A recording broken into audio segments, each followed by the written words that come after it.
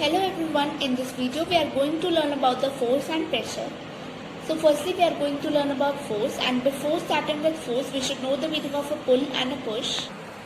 Like when this is a pen and I am making this pen to come near me, that is a pull, and when I am making this pen to go far away from me, that is a push. Force is measured with the help of Newton, and Newton is denoted with the symbol of capital N. So the force can be defined as a pull or a push of an object. Here in this, the two horses are applying the force of 60 Newton in the same direction. So the net force acting will be 60 Newton plus 60 Newton, that is 120 Newton. So here this box will move in the direction where the horses are trying to move. Here in this example, there are opposite forces. A and B persons are applying 40 Newton and 60 Newton force respectively on this box. So the net force will be 60 Newton minus 40 Newton, that is 20 Newton, and the box will move where B is trying to move. Now coming to the effects of force. So the first effect of force is that the force can make a stationary object move. Like when we are kicking and ball, that ball will move. So this proves that the force can move a stationary object. Second effect of force is that it can stop a moving object. Like when the brakes are applied to a moving car, the car stops. So this is showing that the force can stop a moving object. Third effect of force is that it can change the shape and size of an object.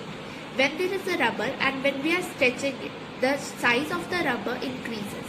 That shows that the force can change the shape and size of an object. Fourth effect of force is that it can change the direction of the movement of an object. When the moving ball is hit by the batsman with the bat, then the ball direction is changed. That shows that when the force is applied, it can change the direction of the object. Then the last effect of force is that it can change the speed of the moving object.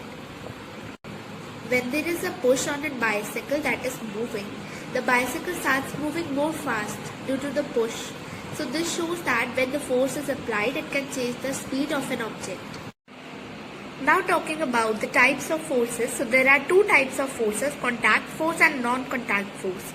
So the force that is exerted by the objects only on the physical touching, that is the contact force, while the force that is exerted by the objects even at a distance, that is a non-contact force.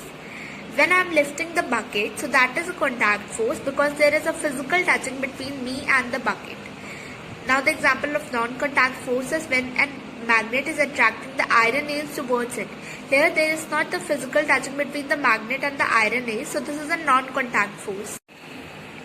Now talking about the types of contact forces, so there are two types of contact force, muscular force and the frictional force. The force that is exerted by our muscles is the muscular force, while the force which always opposes the motion is the frictional force. Example of muscular force is when I am pushing the table, so the force is exerted by my muscles. So that is a muscular force. Then example of friction force is when I am hitting a ball on the ground, so it is stopping at some time, so that is a frictional force. Coming on to three types of non-contact force: magnetic force, electrostatic force and the gravitational force. The force that is exerted by the magnets is the magnetic force. The force that is exerted by the electrically charged objects is the electrostatic force, and the force exerted by the gravity is the gravitational force.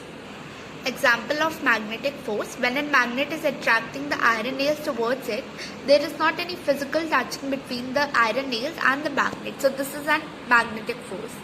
Then electrostatic force: when we are rubbing the comb to our hair, it gets electrically charged, and it can attract the iron nails towards it after that. So this is an example of electrostatic force. Then when an apple is falling from the tree, it falls on the ground only.